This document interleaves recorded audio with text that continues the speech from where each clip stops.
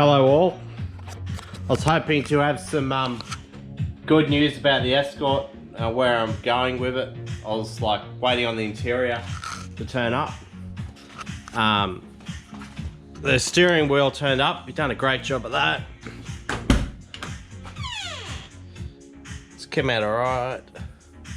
It's a little bit sloppy on these corner bits. Don't know if that's the norm, but it is what it is. You've done it at a good price.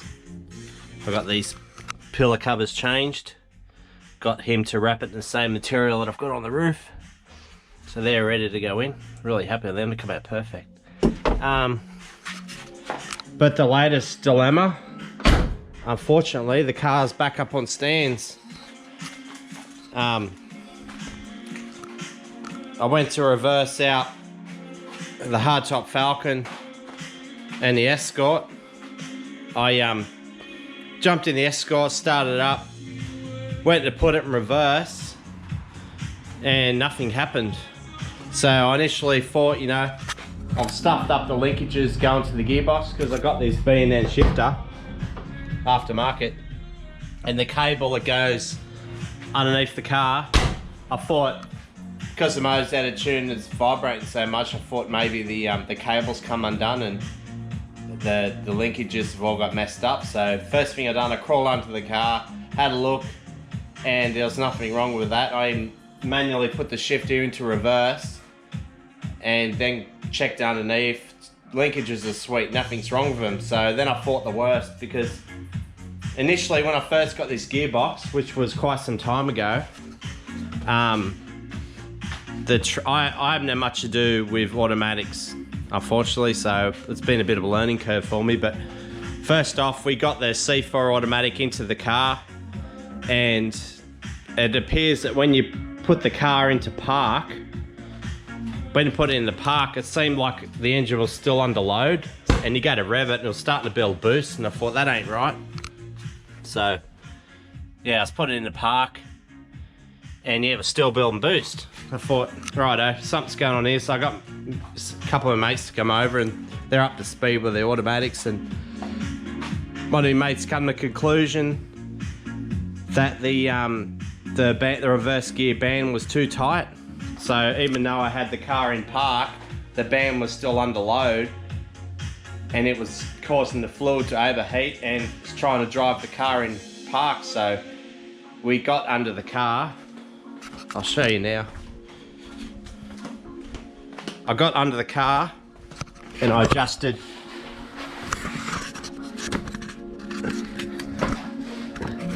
this one right here.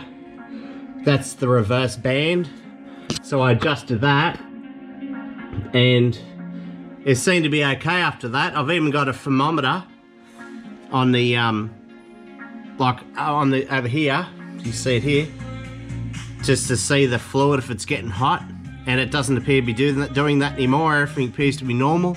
But yeah, trying to reverse the car out. There's nothing going on. So yeah, I tried adjusting the band, tightening up a bit, and there's nothing. So come to the conclusion that the reverse gear band is broken. It's literally snapped. So there's only one way to fix it, and that's to drop the transmission, take it to someone else this time. I won't go back to the original guy because he obviously didn't do the job properly. And yeah, get them to pull the transmission apart, make sure there's no other bugs in it, and then I'll put it back in, and hopefully that's the end of the dramas. So it's pretty hot in here today. Like, it's summer here in Australia, and the weather's been pretty hectic, pretty bad bushfires and stuff all over the news. But it's currently 40 degrees in here at the moment. So the best part is I can lay in the concrete, get the fan going, and sort of, it's not too bad on the concrete because it sort of cools you down. But biggest problem I've got with dropping the gearbox,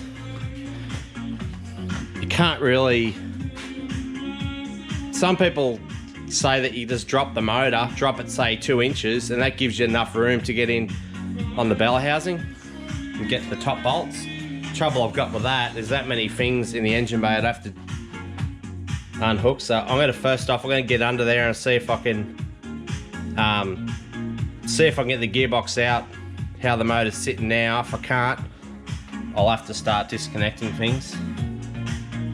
But I'll see how I go. It's not too bad underneath. And it's not really like a manual gearbox. As soon as you undo the bell housing bolts, there's no big shafts really going to the back of the motor. So as soon as you disconnect the flex plate off the torque converter, you can literally, that separates the whole torque converter from the flex plate. Then you just undo the bell housing bolts and you can just literally pull the gearbox straight off. So it doesn't need to go back far. It goes back, say, about an inch, and then you can just drop it. So I'll see how it go, but I won't film the whole lot because I haven't got a lot of time to do any editing at the moment. I'll get back on work tomorrow, so I'll have a stab at it now. But I've hit a brick wall, so to speak. I've dropped the tail shaft. I've got the tail shaft out. Got the starter motor out. The tail shaft was easy in a way, but the bolts are hard to get to, but that's another story. The starter motor, I had to use all different extensions and stuff and crawling underneath the car. It wasn't fun, but I've really hit a brick wall now. I can't get to the top bolts to hold the bell housing to the motor. You just physically can't get in there. Like, I've got the turbo's in the road, the inlet manifold. You can't drop the motor much because then I hit the master cylinder. So I noticed, I've read that some people, they drop the motor and they can get to the bolts easier. But yeah, if I try to drop it, it's just going to hit the master cylinder. But then you think, oh yeah, just take the inlet manifold off. Mate, the bolts, getting to the bolts alone, like, it's just a freaking nightmare. I can see why so many people run the pedal box, because it gives you so much more room to get into in this area. So I'm undecided what to do at this point. If I was able to get to the top bolts, the bell housing, then I'll be able to just undo the rest of the bolts, which are easy to get to, and just literally drop the gearbox. It's that easy. I've undone the flex plate to the torque converter. That was easy enough. I'm really kicking myself for not taking this gearbox in to get looked at, because I knew it had things wrong with it that are unexplained. So, like, I know you put it in the park and it's starting to drive the car, but when I drained the fluid out, the fluid looked like it had been burnt. So obviously, you know, there's a pretty good chance that something's going to be wrong with the gearbox. So now I'm paying for it. So now, I don't know whether I'll probably end up having to start pulling this manifold off just so I'll get to the top bolts, because just to get this motor out, you can't just drop the motor because of the turbo and the manifold. It's that wide that I won't actually clear the chassis. So the options are, you pull the motor out from the top, and to do that with the gearbox on there, it's a bit of a mission, because as anyone knows, I pull the engines out of Escorts. It's very long. It's very short between the firewall and the radiator support. So you pretty much, like, I've done it plenty of times over the past, but this engine, the Z-Tech motors are very tall. They're very tall compared to the Pinot and the Kent. So you really have to get in some pretty crazy angles just to get the engine and gearbox out alone. And another problem I have, when I try to use the engine crane, it hits the front tires and it hits the stands holding the car up. So it's a horrible job. Like, I really frown upon the idea of pulling the motor out of this car. It's a big job. You really got to have the patience. But I suppose a lot of newer cars like this, it's a big job. The motor and gearbox are meant to go in by themselves, and then literally just plug everything into them. So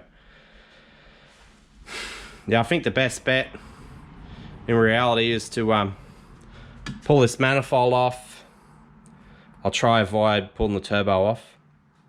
So if I pull the manifold off, I can hopefully get to the bolt that holds the bell housing to the motor, and then over this side, I'm hoping that I can get in there. I can get ratchets in from underneath But I know on the other side, I tried to use the ratchet extension, get up there, but I couldn't even get to the socket. I couldn't even get the socket onto the bolt. That's how bad it was. And I've got plenty of experience of working on hard cars. I had to rebuild a motor in an old WJ 2005 Jeep Grand Cherokee, and that was a mongrel of a job just to get to the bell housing. That's another car where you have to pull the motor and gearbox as like in one. Another thing that was great about the Jeep, this section here come out, so you can literally pull the motor and gearbox out a lot easier.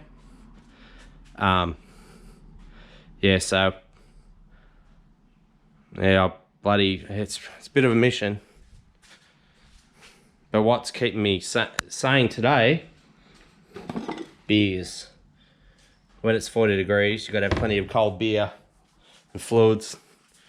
Because, yeah, it's pretty hectic working on the car, so I'll get back into it. I've managed to get the alternator out. Bit of a mission.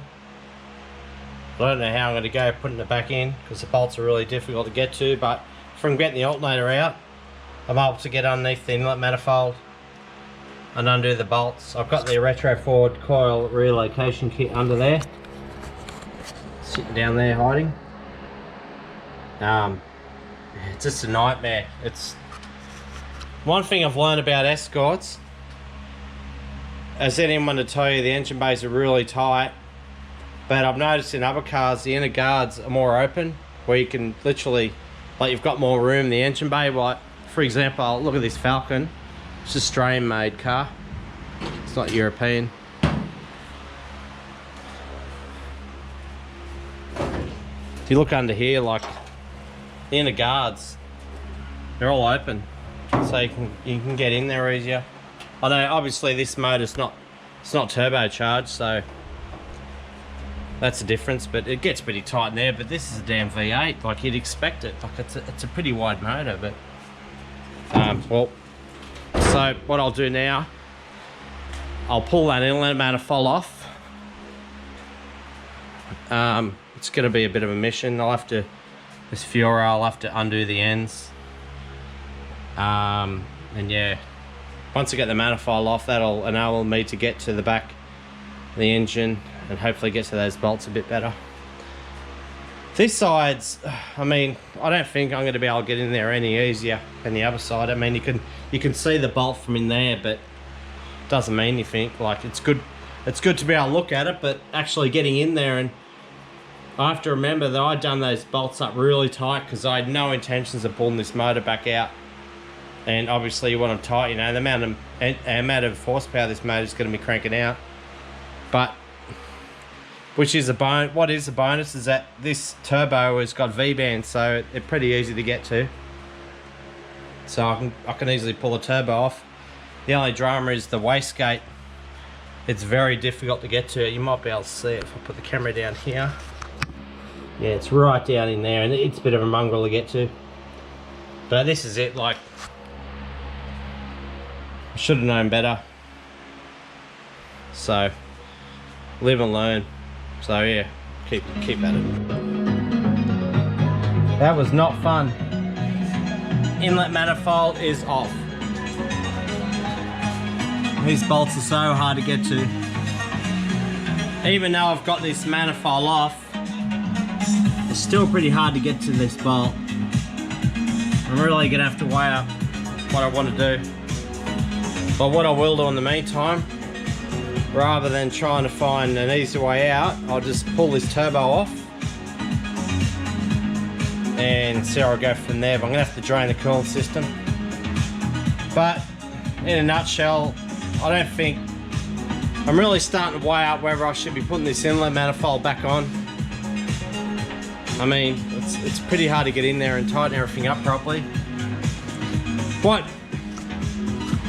I drove an Escort to and from work back in the late 90s with a Pinot in it for 3 years, driving like, you know, 80 kilometers a day, and I always had bolts coming undone. But the big difference of these Z-Techs and most newer motors is that stuff doesn't come loose like it does in the past. So I keep worrying that things are going to come loose. But another factor I gotta think about is that this motor's gonna be under a lot of boost. So that inlet manifold has to be really tight. Everything has to be sweet. I'll see how I go, but in the meantime, I'll pull that turbo off and yeah, go from there. Success, the gearbox is out. Massive mess of fluids that I thought I had drained out. Bit of a nightmare, really. I think in reality, the engine's either got to go down or something's got to be done because it's too much. It's too hard to get in to the bell housing bolts. But what I have done is drop the gearbox, put it up on this bench here, and yeah, what I've done, I've removed the valve body. It's a manual valve body. It's different to the ordinary one. So this automatic transmission is like, it works like a manual in the sense, but you just haven't got a clutch. So in order to access the bands, you have to remove that valve body. So this is your low drive first gear for going forward. That's fine, there's nothing wrong with it. Looks good to me. But here's a reverse one. I'm looking at that and it appears to be a little bit loose when you muck it around with it. Like, that's the norm. You can't have it tight when it's not activated. So same as this one here, appears to be loose.